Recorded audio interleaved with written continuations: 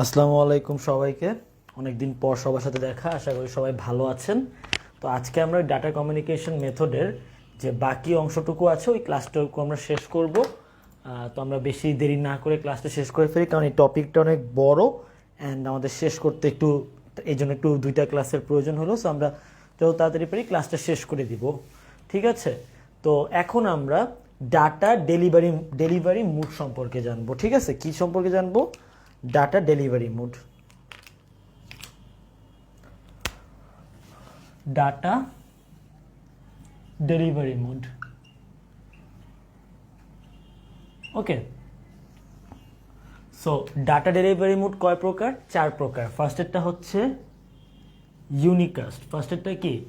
Unicast. Data delivery mode হচ্ছে 4 প্রকার। Data delivery mode মানে কি?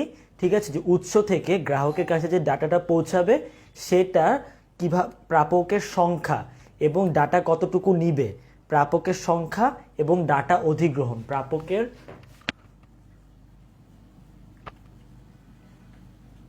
সংখ্যা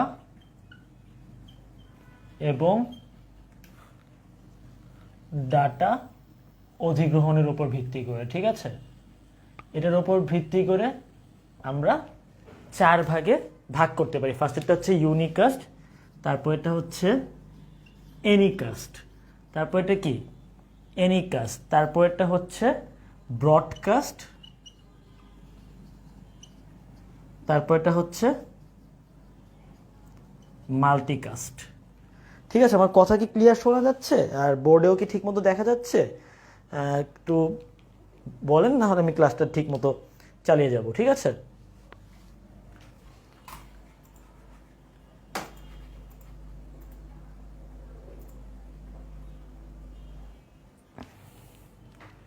তো এখন আমরা একটা একটা করে পদ্ধতিতে আমরা চলে যাব, ঠিক আছে?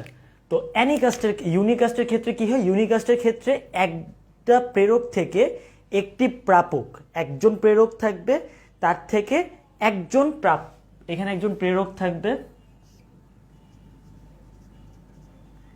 সেই প্রেরক থেকে একজন প্রাপক, ঠিক আছে? এখানে কিন্তু আরো অনেক প্রাপক থাকবে, কিন্তু এই নির্দিষ্ট প্রাপকটাই, ঠিক আছে, কি করবে? ডাটাটা গ্রহণ করবে। এটা কাইন্ড অফ 1 to 1। এটা কি 1 to 1, অর্থাৎ একজন প্রেরক থেকে জাস্ট একজন প্রাপক কি ডাটাটা গ্রহণ করতে পারবে। অনেক প্রাপক একসাথে ডাটা গ্রহণ করতে পারবে না। মানে এই প্রেরক যখন ডাটাটা সেন্ড করবে তখন এটা অনেকের কাছে যাবে না, শুধুমাত্র একজন প্রাপকের কাছেই যাবে। এটাকে আমরা বলি 1 to 1 মোড। এটাকে কি বলি আমরা? 1 to 1 মোড। তাহলে এখানে একজন সেন্ডার থাকবে, এখানে অনেকগুলো রিসিভার থাকবে, কিন্তু একটা রিসিভারের কাছেই কি আমার ডাটাটা যাবে। এখানে আমার একটা রিসিভারের কাছেই কি আমার একটা রিসিভারের কাছে কি আমার ডাটাটা যাবে, ঠিক আছে? অন্য রিসিভাররা আমার কি করতে পারবে না? ডাটাটা গ্রহণ করতে পারবে না। এই জন্য আমরা এটাকে বলি হচ্ছে 1 to 1। এটাকে আমরা কি বলি? 1 to 1। এরপর যাবে, ঠিক আছে, এরপর কি আমরা যাব এনিকাস্টে, ঠিক আছে? এনিকাস্টের ক্ষেত্রে কি হবে দেখেন। এনিকাস্টের ক্ষেত্রে অনেক, যে আমার এখানে মনে করেন এনিকাস্টের ক্ষেত্রে আমার এখানে আমার সেন্ডার আছে একজন, এখানে আমার অনেকগুলো রিসিভার আছে,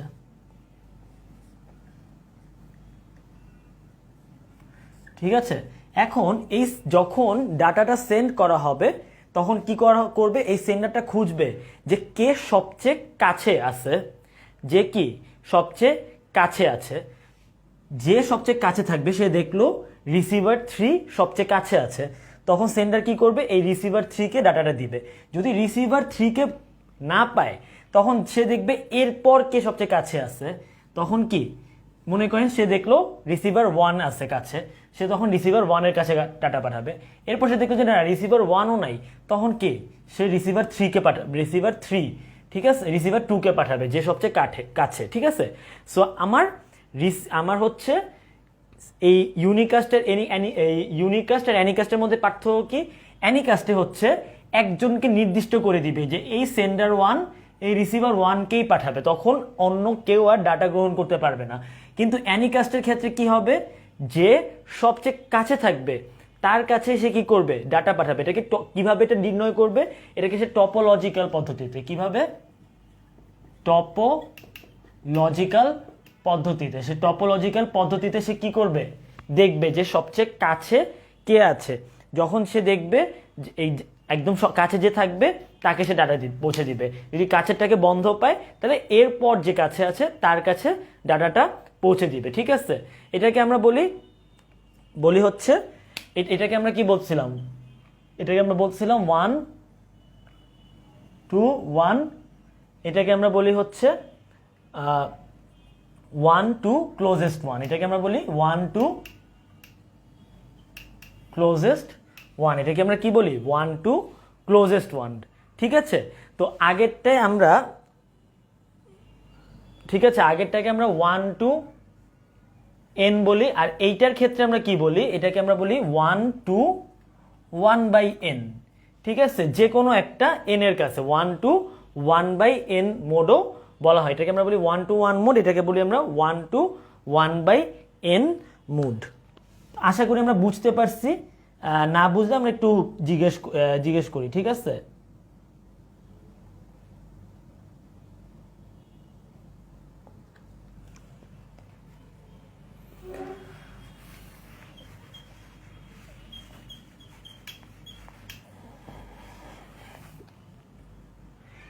এরপর আমরা যাব হচ্ছে ব্রডকাস্ট। ঠিক আছে, ব্রডকাস্টের ক্ষেত্রে এটাকে বলি হচ্ছে 1 to all মোড। এটাকে কি বলি আমরা 1 to all মোড, এটাকে আমরা কি বলি 1 to all মোড। অর্থাৎ এই নেটওয়ার্কের মধ্যে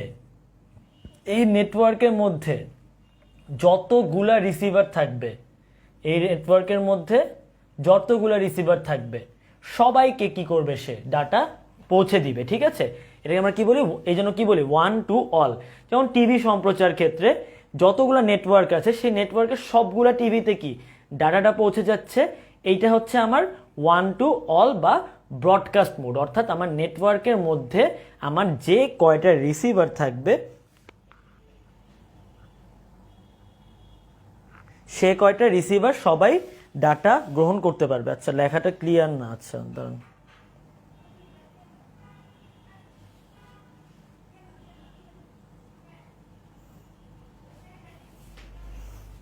ওকে, তো এরপর আমরা যাব হচ্ছে মাল্টিকাস্ট মোডে। এরপর আমরা কোথায় যাব, মাল্টিকাস্ট মোডে। ঠিক আছে, মাল্টিকাস্ট মোডকে বলা হয় হচ্ছে 1 to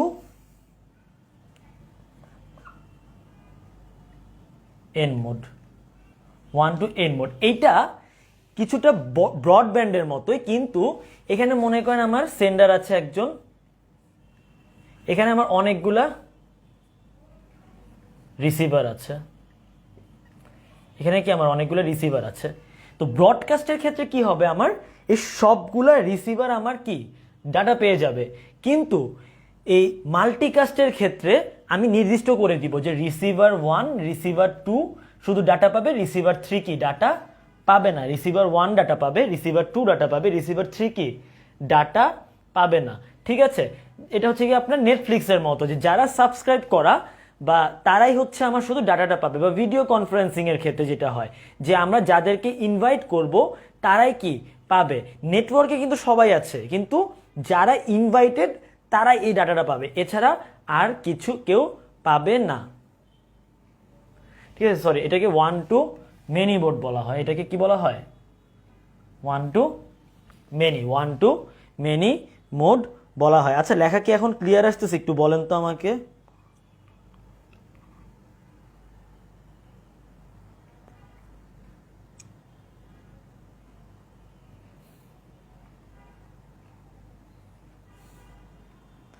লেখা কি এখন ক্লিয়ার আসছে? নতুন মার্কার নিচ্ছি, এখন কালি ঠিক থাকার কথা, একটু জানান যে লেখা ক্লিয়ার আছে কিনা। তাহলে আমরা ডেলিভারি মোড সম্পর্কে জানলাম, কি কি ইউনিকাস্ট, এনিকাস্ট, ব্রডকাস্ট আর কি, আর হচ্ছে মাল্টিকাস্ট। ইউনিকাস্টের ক্ষেত্রে একজন থেকে একজন 1 to 1, এনিকাস্টের ক্ষেত্রে আমার যে ক্লোজেস্ট সে পাবে, ব্রডকাস্টের ক্ষেত্রে সবাই পাবে, আর মাল্টিকাস্টের ক্ষেত্রে আমি ঠিক করে দিব যে কারা কারা ডাটাটা পাবে নেটফ্লিক্স সাবস্ক্রিপশনের জন্য, মতো যাদেরকে আমি সিলেক্ট করব খালি তারাই কি আমার ভিডিওগুলো দেখতে পারবে, বাকিরা কি আমার ভিডিওগুলো দেখতে পারবে না। এখন আমরা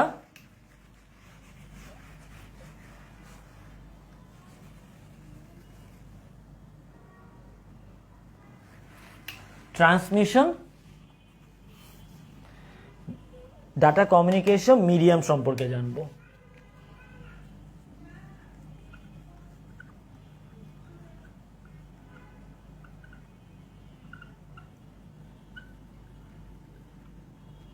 ঠিক আছে, কি সম্পর্কে জানবো?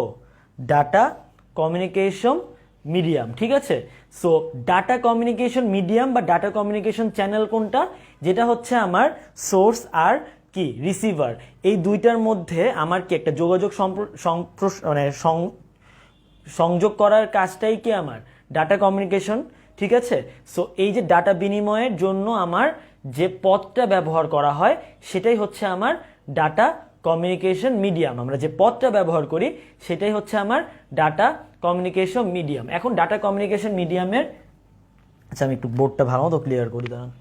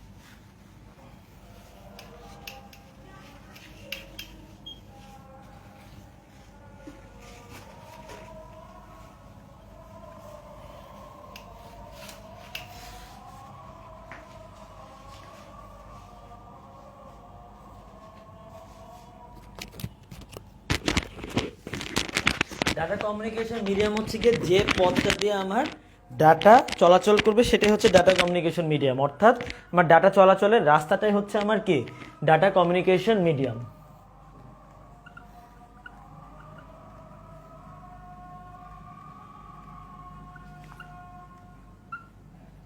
আর আপনারা যারা মোবাইলে ভিডিও দেখছেন তারা একটু মোবাইলটা এই ল্যান্ডস্কেপ মোডে নিয়ে নেন, তাহলে জিনিসটা হচ্ছে আমার ইজিয়ার হবে বুঝতে। সো ডাটা কমিউনিকেশন মিডিয়ামকে আমরা ফার্স্টে দুই ভাগে ভাগ করি। ঠিক আছে, ট্রান্সমিশন মিডিয়ামকে আমরা ফার্স্টে দুই ভাগে ভাগ করি। ফার্স্টেরটা হচ্ছে গাইডেড, ঠিক আছে, তারপরটা হচ্ছে আনগাইডেড। ওকে, তো গাইডেডকে আমরা আবার তিন ভাগে ভাগ করতেছি।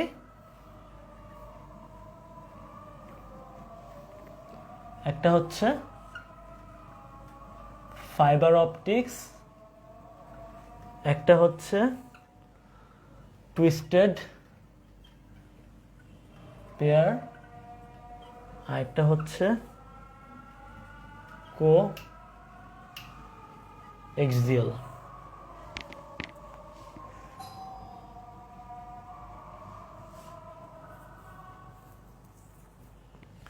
ঠিক আছে। আর আনগাইডেডকে আমরা আবার 3 ভাগে ভাগ করি। একটা হচ্ছে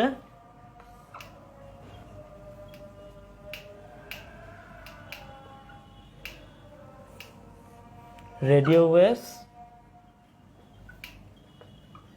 তা হচ্ছে মাইক্রোওয়েভস, আর একটা হচ্ছে ইনফ্রারেড। দেখেন এটা একটু ছবি এঁকে ফেলেন। আমার যদি পরীক্ষায় প্রশ্ন আসে, যেমন হুসমত 43-এ আসছিল যে ডাটা কমিউনিকেশনের মিডিয়াম কয় প্রকার, ভাগগুলো দেখাও, এই ভাগটা দেখায় দিবেন just. Guided, unguided. Transmission medium কয় ভাগে ভাগ করতেছি, আবার 2 ভাগে, গাইডেড, আনগাইডেড। গাইডেড কয় ভাগে, আবার 3 ভাগে, fibre optics, twisted pair, coaxial. আর আনগাইডেড আবার কয় ভাগে ভাগ করতেছি, রেডিও ওয়েভস, মাইক্রোওয়েভস, ইনফ্রারেড। ঠিক আছে, যাদের লেখা বুঝতে সমস্যা হচ্ছে তারা জাস্ট আমার কথা শোনেন, কথা শুনে লিখে ফেলেন।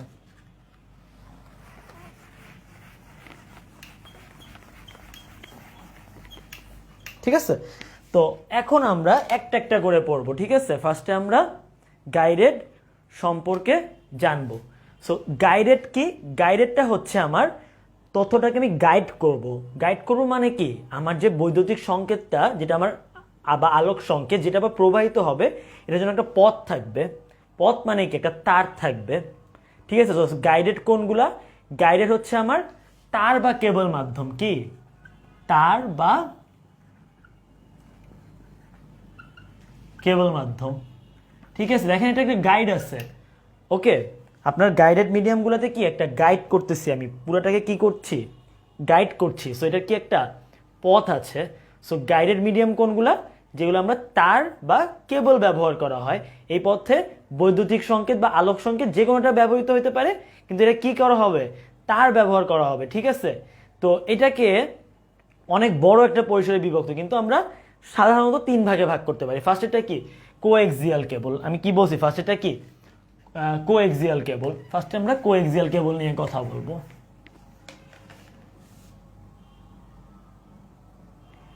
বিভাপু, রেকর্ডেড ভিডিও যদি কোনো জায়গায় লেখা না হয় তাহলে আপনি একটু পরে পজ করে এখান থেকে লিখে ফেলেন। ঠিক আছে,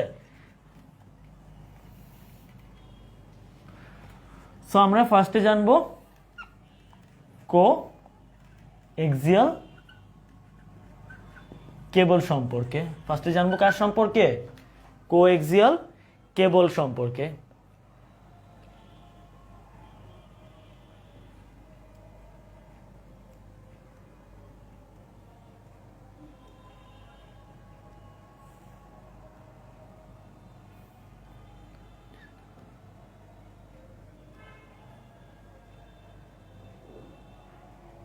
সো কোএক্সিয়াল কেবলে কি হয়, আমার কোএক্সিয়াল কেবলে হয় কি, 2টা বিদ্যুৎ পরিবাহী থাকে। ঠিক আছে, এরকম থাকে তারটা।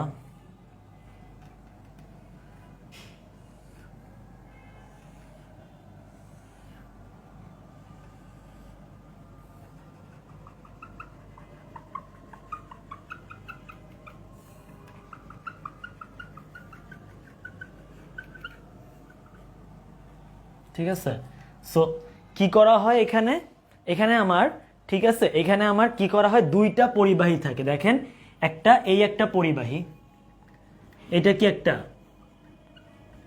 পরিবাহী, আর এইটাও কি একটা পরিবাহী। একটা ভিতরের পরিবাহী, একটা কি বাইরের পরিবাহী। একটা ভিতরের পরিবাহী আর একটা কি বাইরের পরিবাহী।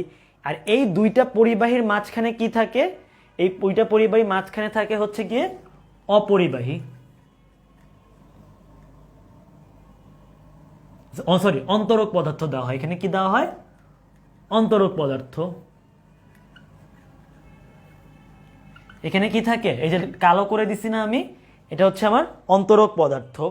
ঠিক আছে, তো এইটা একটা পরিবাহী, এইটাও একটা পরিবাহী। এই দুটার মাঝখানে কি থাকে, অন্তরক পদার্থ। আর বাইরে একটু দাঁড়ান, একটা কলম আনি ডিফারেন্ট কালারের, তাহলে বুঝতে সুবিধা হবে। আর বাইরে ঠিক কি থাকে, বাইরে থাকে আমার অপরিবাহী পদার্থের একটা লেয়ার।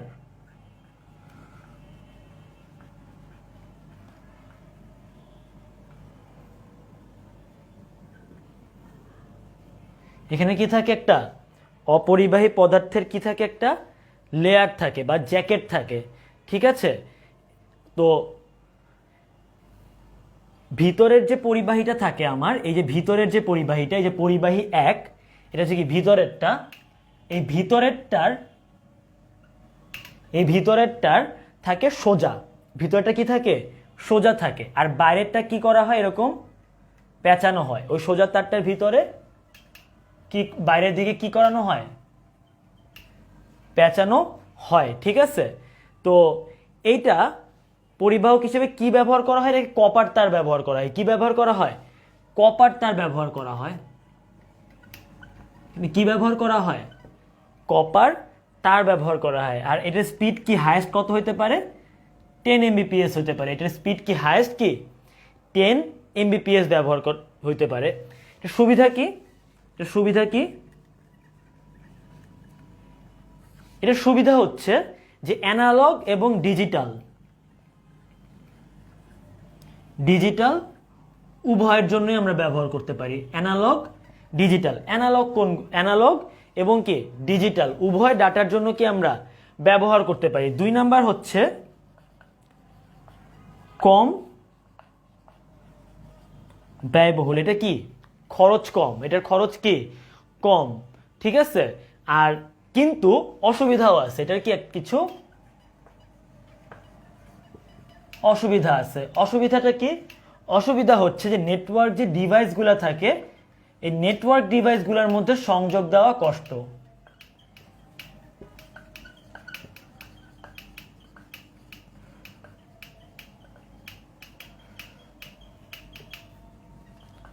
নেটওয়ার্ক ডিভাইসের মধ্যে কি সংযোগ দেওয়া কষ্ট। কোথায় ব্যবহার করা হয়,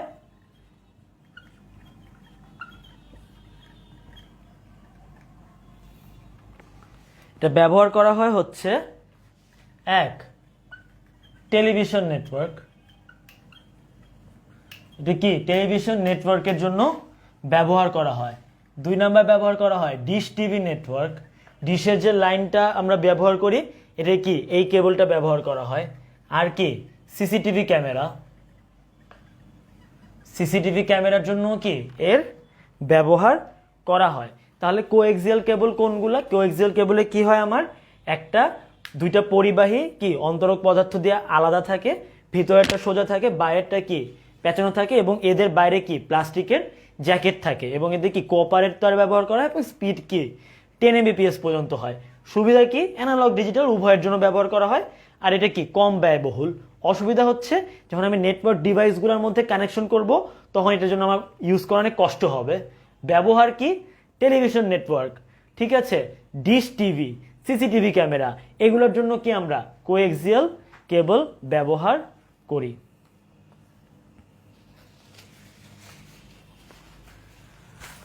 এখন আমরা যাব হচ্ছে টুইস্টেড পেয়ার কাপলে।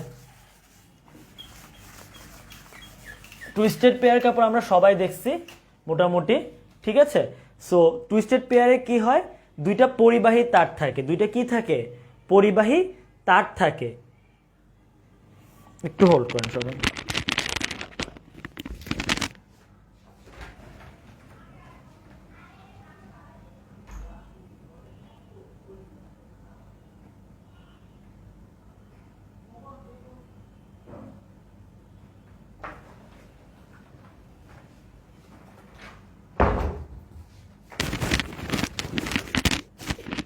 ঠিক আছে, এরপর আমরা যাব হচ্ছে কি টুইস্টেড পেয়ার কাপল।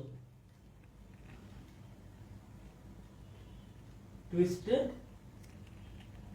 পেয়ার কাপল বা কেবল, ঠিক আছে।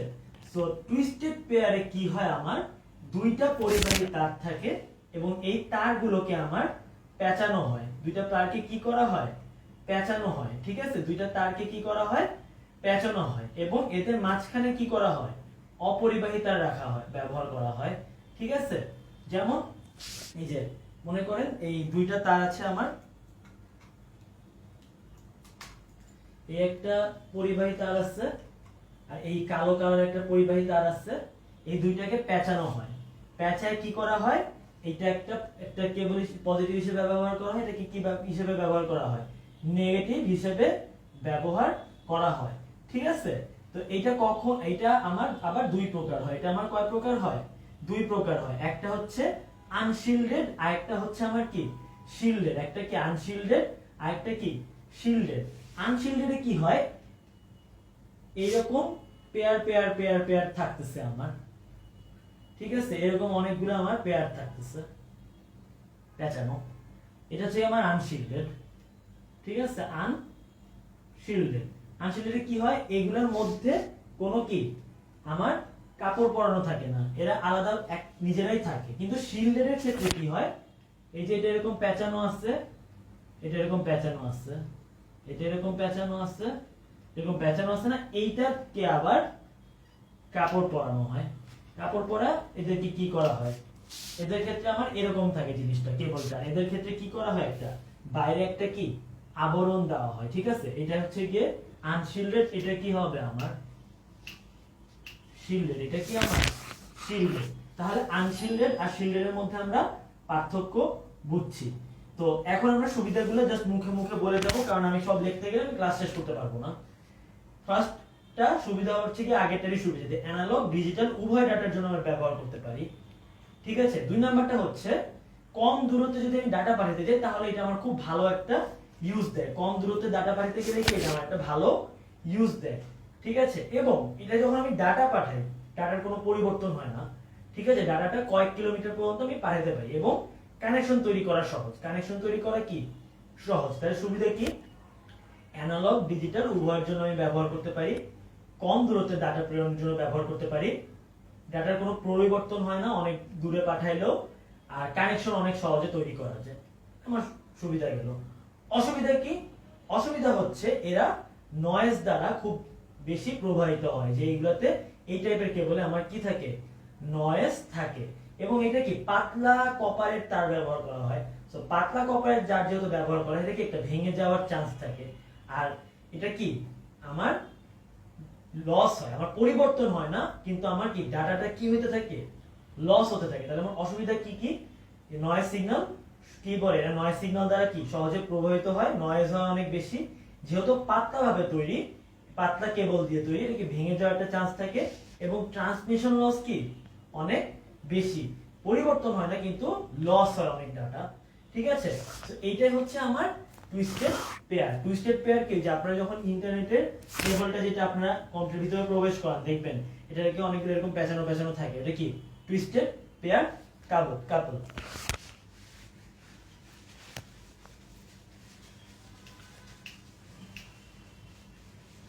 এখন আমরা জানবো ইম্পর্টেন্ট একটা জিনিস, সেটা হচ্ছে ফাইবার অপটিক। এখন আমরা কি সম্পর্কে জানবো, ফাইবার অপটিক সম্পর্কে। ঠিক আছে, তো ফাইবার অপটিক কেবল,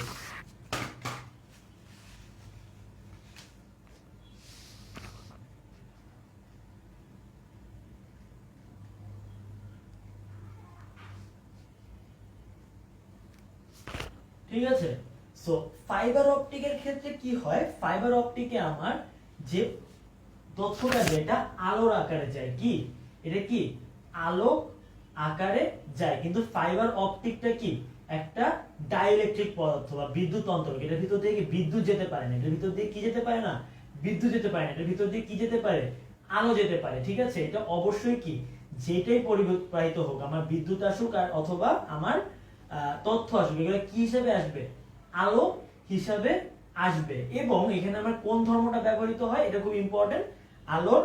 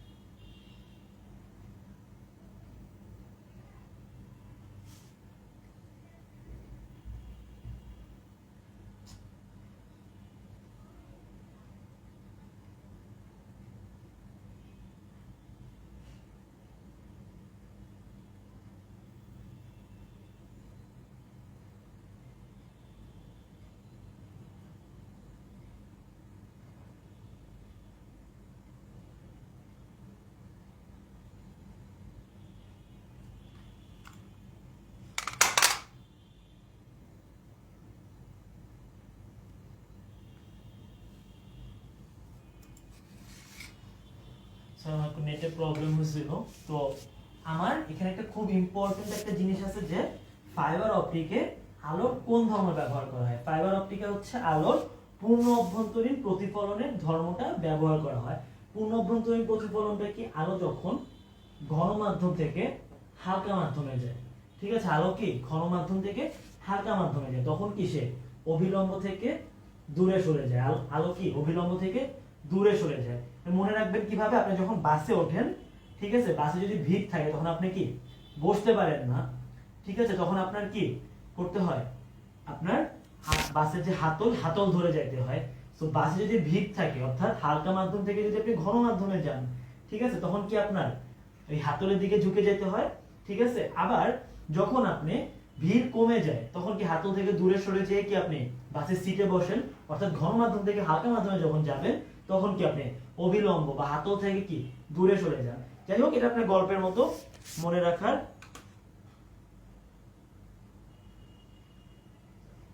রাখার জন্য ব্যবহার করেন, ঠিক আছে।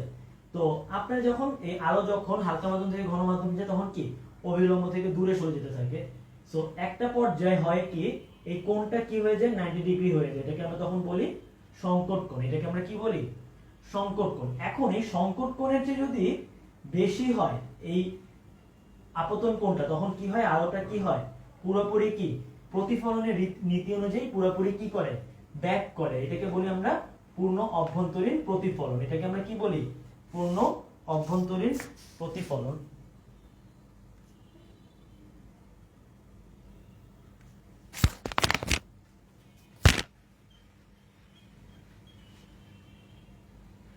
তো আমার ফাইবার অপটিকের ক্ষেত্রে কি হয়?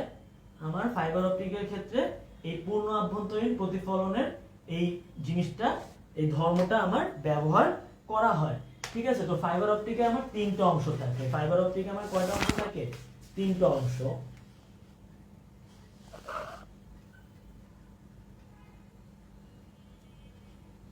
ঠিক আছে। ফাইবার অপটিকে আমার কয়টা অংশ থাকে? তিনটা অংশ থাকে। নাম্বার 1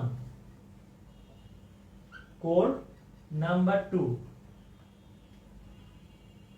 ক্ল্যাডিং, নাম্বার 3 হচ্ছে জ্যাকেট। কোর, ক্ল্যাডিং, জ্যাকেট, ঠিক আছে। তো আমি এখন দেখাবো যে কোন কোনটা, একটা ছবি আঁকবো, ছবির মাধ্যমে দেখাবো, ঠিক আছে। তো এরকম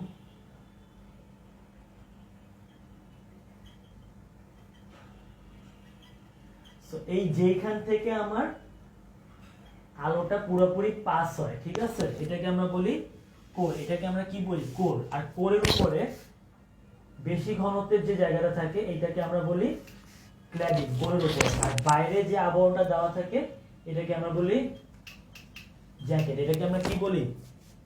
জ্যাকেট, ঠিক আছে। এটাকে আমরা কি বলি?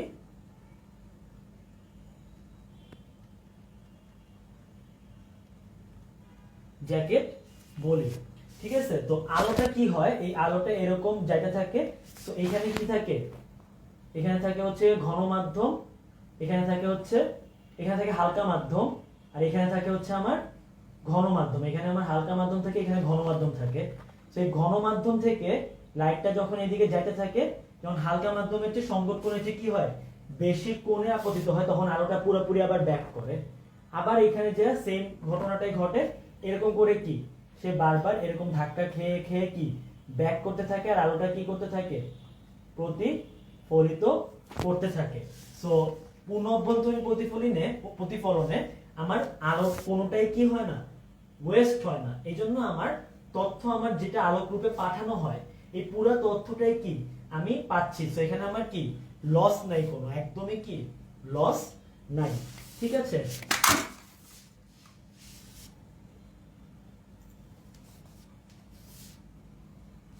তো আমার এখন আমরা এই ফাইবার অপটিকের কিছু সুবিধা অসুবিধা সম্পর্কে জানবো।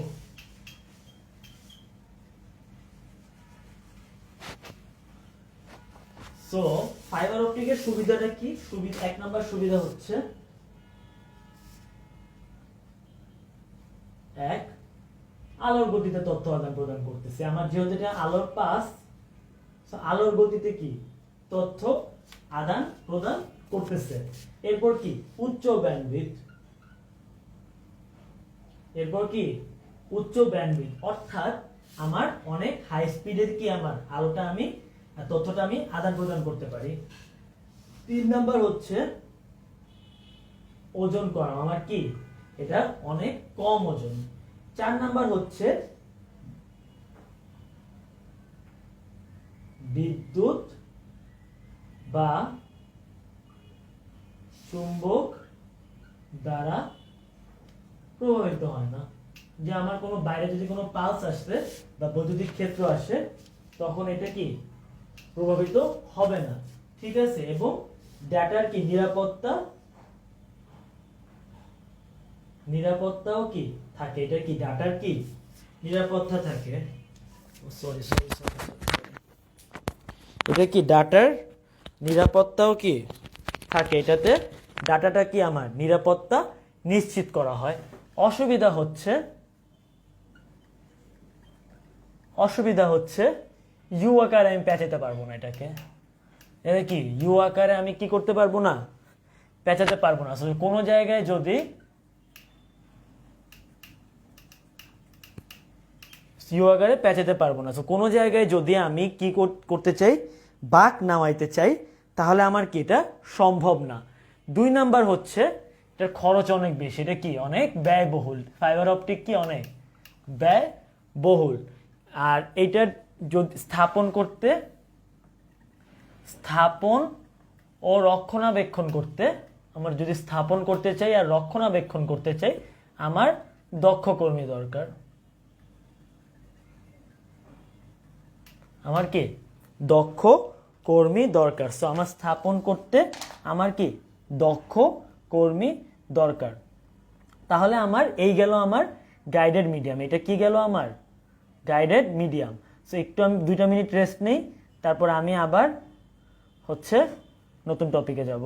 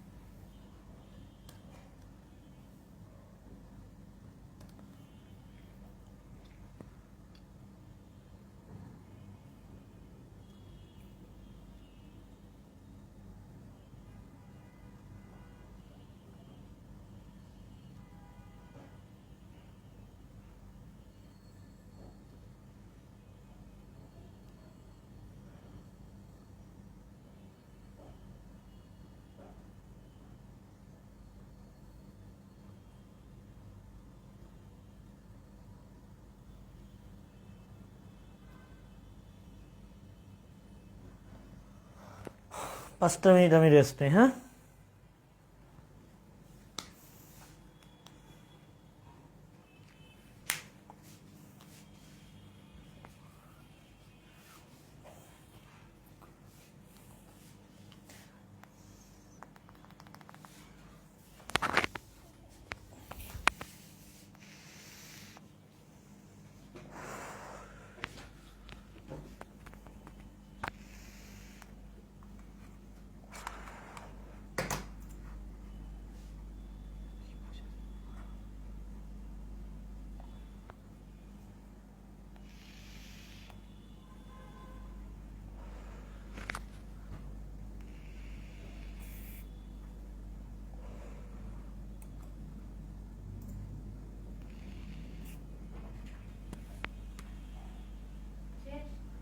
পরে আসো, রেস্ট নিচ্ছি।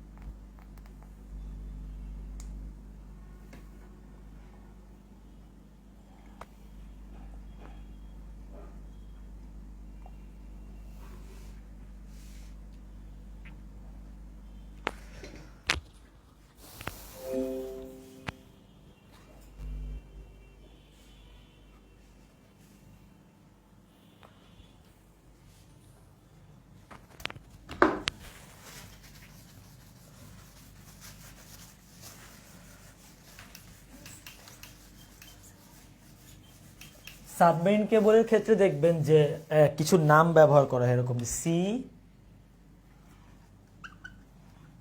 মি উই 4 বা সিমি উই 3 এরকম ব্যবহার করে দিয়ে ব্যবহার করা হয়। এটা মানে হচ্ছে সাউথ ইস্ট এশিয়া, এটা কি সাউথ ইস্ট এশিয়া, এটা হচ্ছে গিয়ে মিডল ইস্ট, এটা হচ্ছে গিয়ে ওয়েস্টার্ন ইউরোপ।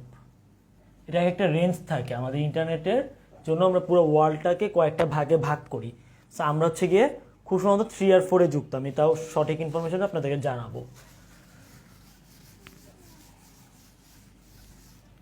ঠিক আছে, তো এখন আমরা আমরা হচ্ছে গিয়ে আনগাইডেড মিডিয়াম সম্পর্কে জানবো। আনগাইডেডে কি হয়, আমার তার ব্যবহার করা হয় না। আনগাইডেডে কি করা হয়, আমরা তার ব্যবহার করি না। আমরা আনগাইডেডের ক্ষেত্রে কোনো প্রকার তার ব্যবহার করি না, এটা ছড়ায় দেওয়া হয় এবং সেটাই যে ইলেকট্রোম্যাগনেটিক রেডিয়েশনটা কি করা হয়, ছড়িয়ে দেওয়া হয় এবং যে যেভাবে পারে সেখান থেকে কি করে নেয়, এটাকে কালেক্ট করে নেয়। ঠিক আছে, এই জন্য এটাকে আমরা আনগাইডেড মিডিয়াম বলি। সো ফার্স্টে আমরা জানবো হচ্ছে কি unguided radio frequency communication.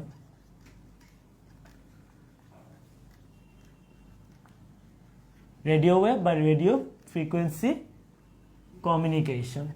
So radio frequency কমিউনিকেশনকে আমরা কি বলি, ওয়াইড রেঞ্জ কমিউনিকেশনও বলি, কারণ এটা দিয়ে আমরা অনেক অনেক বেশি দূরত্বে কি করতে পারি, আমরা তথ্য আদান প্রদান করতে পারি। সো রেডিও ফ্রিকোয়েন্সি কমিউনিকেশনটাকে আমরা কি বলি, ওয়াইড রেঞ্জ কমিউনিকেশন। সো এটার কিছু বৈশিষ্ট্য আছে।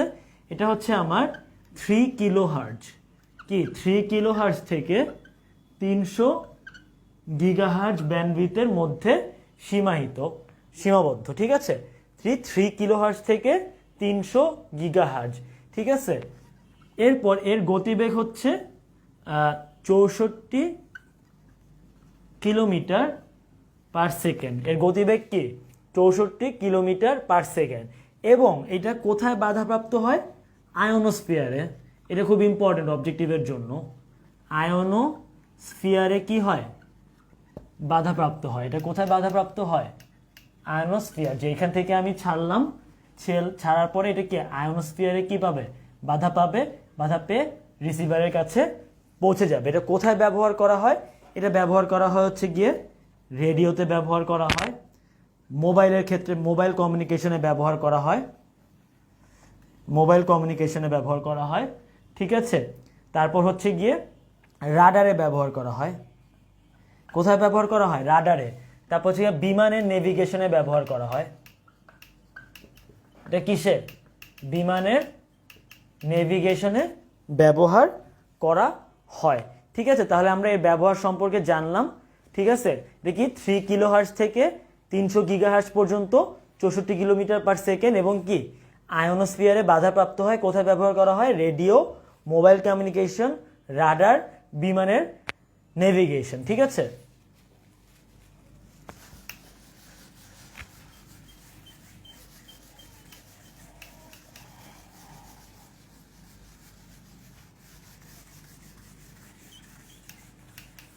ওকে। এরপর আমরা যাব হচ্ছে মাইক্রোওয়েভ কমিউনিকেশন। কি মাইক্রোওয়েভ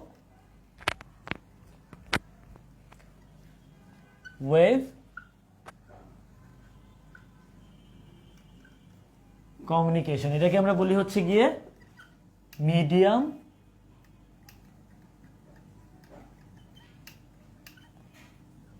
রেঞ্জ কমিউনিকেশন। এটাকে কি বলি, মিডিয়াম রেঞ্জ কমিউনিকেশন। এটাকে কি বলি আমরা, মিডিয়াম রেঞ্জ কমিউনিকেশন। এইটাও কি আমার 300, এটা হচ্ছে আমার 300 মেগাহার্টজ থেকে 300 গিগাহার্টজের মধ্যে পড়ে। এটা কি 300 মেগাহার্টজ থেকে কি 300 গিগাহার্টজের মধ্যে পড়ে। ঠিক আছে, এর মাধ্যমে আমরা কি ছবি, কথা, যে কোনো কিছু আমরা কি পাঠাতে পারি।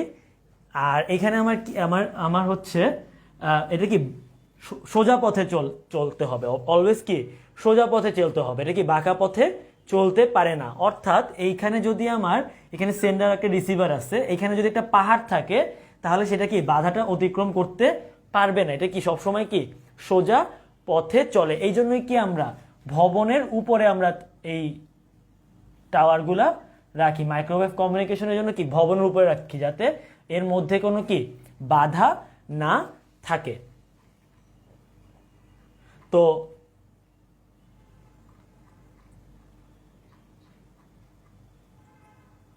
এখন আমরা এই মাইক্রোওয়েভ কমিউনিকেশনের ক্ষেত্রে একটা জিনিস ব্যবহার করা হয়, সেটা হচ্ছে একটা যন্ত্র ব্যবহার করা হয়, যেটা হচ্ছে জিপিএস। ঠিক আছে, এটা কি জিপিএস, এটা ফুল ফর্ম কি? এটা ফুল ফর্ম হচ্ছে গ্লোবাল পজিশনিং সিস্টেম। এটা কি গ্লোবাল পজিশনিং সিস্টেম। আমরা যে স্যাটেলাইট ব্যবহার করি সেটা কি আমার এই জিপিএস ব্যবহার করে, আমরা স্যাটেলাইট ব্যবহার করে আমরা কি জিপিএসটা ব্যবহার করি। ঠিক আছে, এখন জিপিএস হচ্ছে একমুখী। জিপিএস কি একমুখী। জিপিএস থেকে ব্যবহারকারীগণ উপগ্রহ থেকে কোনো একটা তথ্য, মানে স্যাটেলাইট এখানে আছে, স্যাটেলাইট, এই স্যাটেলাইট থেকে একটা তথ্য কি ব্যবহারকারী ব্যবহার করতে পারে। আমরা যে ম্যাপটা ব্যবহার করি, গুগল ম্যাপ ব্যবহার করি, এটা কি গুগলে একটা স্যাটেলাইটের মধ্যে একটা তথ্য আছে, সেই তথ্যটা আমরা কি করি এক্সট্র্যাক্ট করি। ঠিক আছে, এটা কোথায় ব্যবহার করি?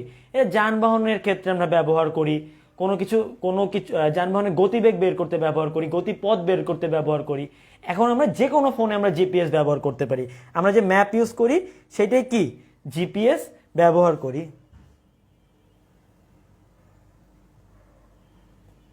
ঠিক আছে, ওকে। আর এরপর আরেকটা জিনিস জানতে হবে, সেটা হচ্ছে গিয়ে ভিস্যাট। এগুলা এই জিপিএস ভিস্যাট এগুলা কি মাইক্রোওয়েভ কমিউনিকেশনের মধ্যে পড়তেছে, এই জন্য আমরা এটা নিয়ে আলোচনা করতেছি। ঠিক আছে, ভিস্যাটের ফুল ফর্ম কি? ভেরি স্মল অ্যাপারচার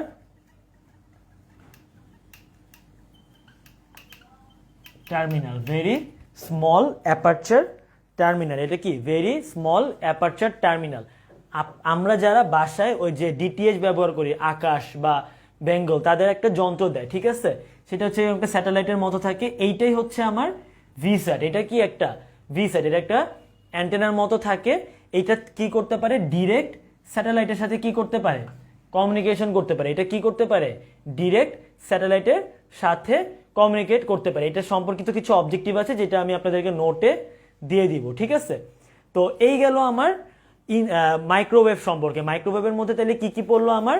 জিপিএস আর ভিস্যাট। ঠিক আছে, স্যাটেলাইট কমিউনিকেশনের জন্য কি আমরা মাইক্রোওয়েভ ব্যবহার করি। এখন আমরা যাব ইনফ্রারেডে। খুবই ইম্পর্টেন্ট, এখান থেকে অবজেক্টিভ আসে। ঠিক আছে, সো ইনফ্রারেড।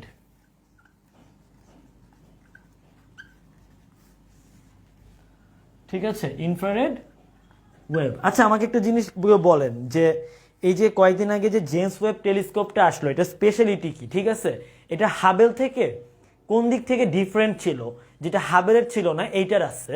এমন কেন ওইটা এত ক্লিয়ার ইমেজ দিতে পারছে অন্য স্যাটেলাইটের চেয়ে? কেন এটা অনেক বেশি শক্তিশালী এবং ভালো? এটা একটু আমাকে কেউ কমেন্টে লিখে দেন। ঠিক আছে,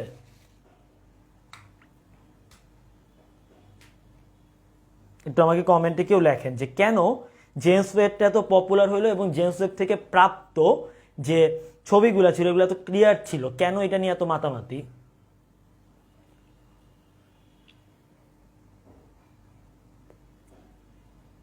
আমাকে একটু বলেন।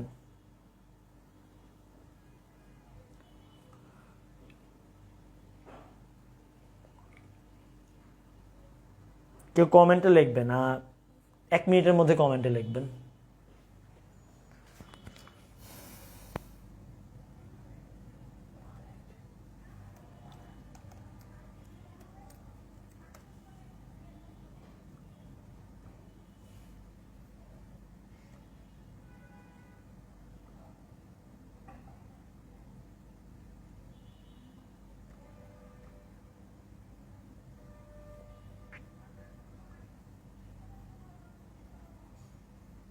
আমি এখনো অ্যান্সার পাইনি, আমাকে কেউ অ্যান্সার দেন যে কেন এটা নিয়ে এত মাতামাতি।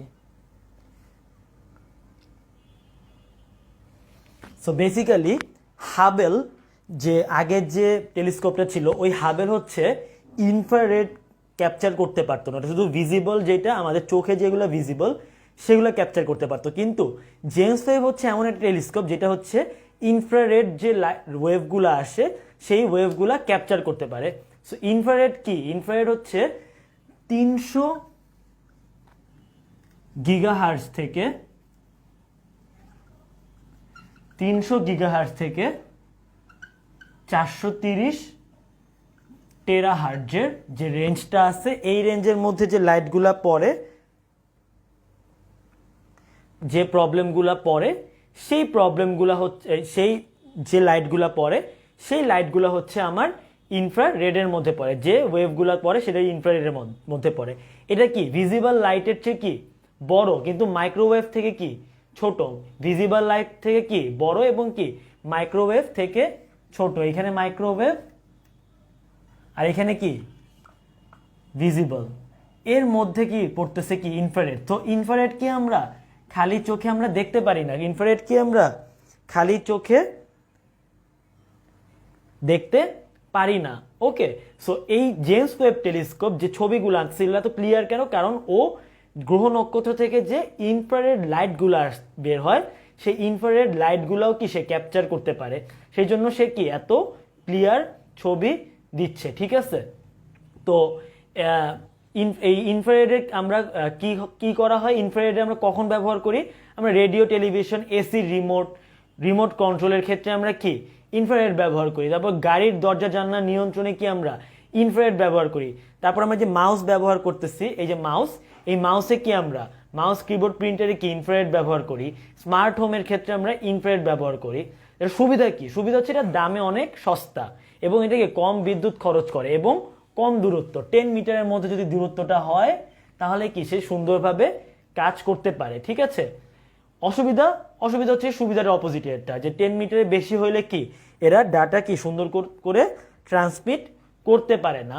ঠিক আছে, আবার যদি আলো থাকে, ধুলাবালি থাকে, বর্ষা থাকে, কুয়াশা থাকে, তখন কি ট্রান্সমিশনে প্রভাব ফেলে, কারণ এটা যেহেতু আলোটা যদি পাস না হতে পারে তখন কি ট্রান্সমিশনের মধ্যে একটা প্রভাব ফেলে।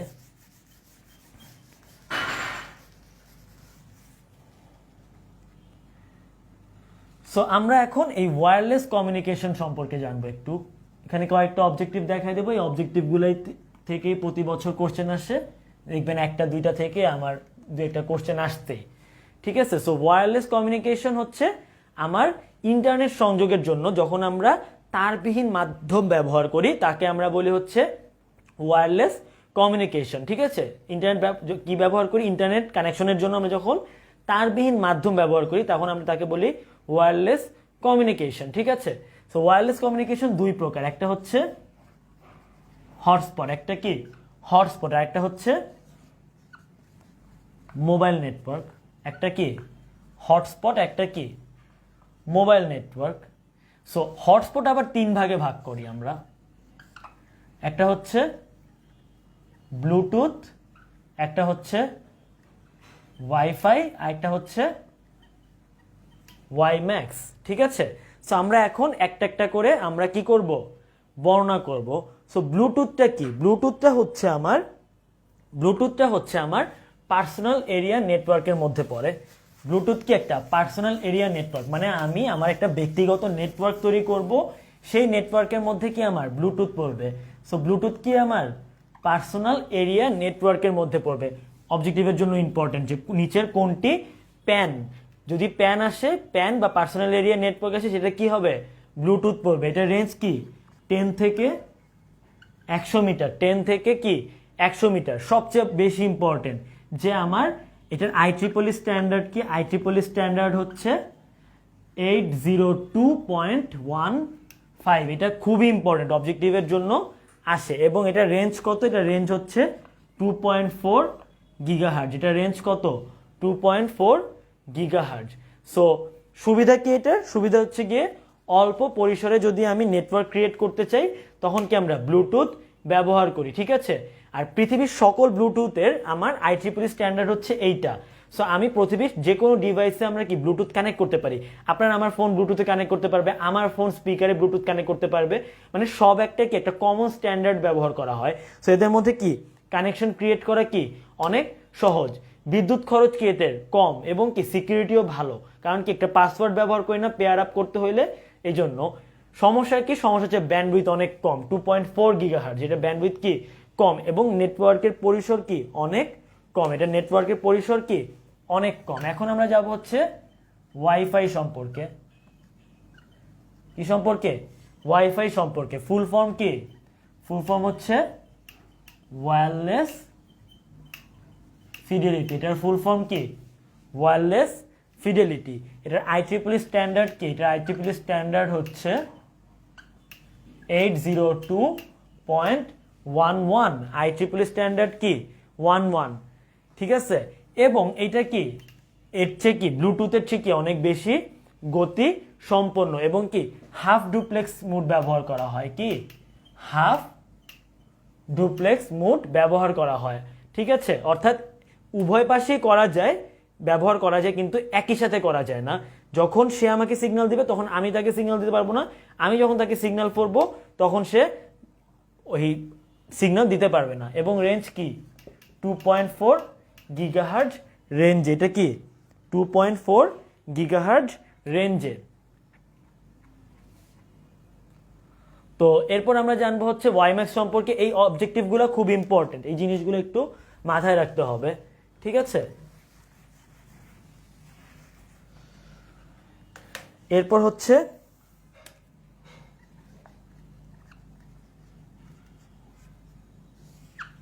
ওয়াইম্যাক্স, ঠিক আছে। সো এটার ফুল ফর্ম কি? World wide interoperability for microwave access. World wide interoperability for microwave access, ঠিক আছে। এটা হচ্ছে গিয়ে ফুল ফর্ম।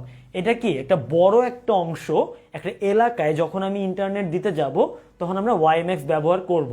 এটা কি যখন একটা বড় এলাকায় ইন্টারনেট দিব তখন এটা কি ব্যবহার করব। এটার স্পিড হচ্ছে গিয়ে 75